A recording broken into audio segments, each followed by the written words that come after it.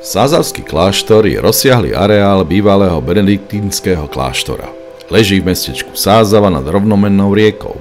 V 11. storočí ho založil svätý Prokop a stal sa centrom slovanskej liturgie. Najstaršie zmienky o kláštore siahajú do roku 1032.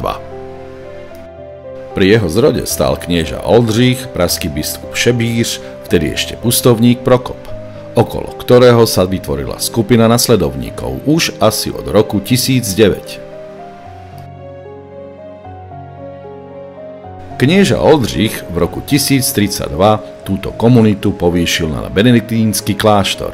Sázavský kláštor je považovaný za stredisko slovanskej vzdelanosti. Jeho zakladateľ Prokop sa snažil rozvíjať a uchovať cyrilometodejskú tradíciu.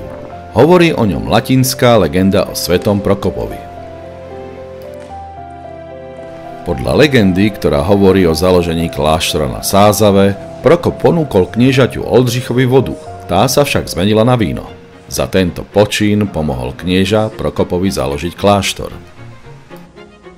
Svetec Prokop Sázavský je teda duchovný ochranca krajiny českej. Žil na prelome 10. a 11. storočia najprv rodinným životom, potom sa stal slovanským kňazom, následne mníchom, pustovníkom a zakladateľom slovanského benediktínskeho kláštora v Sázave.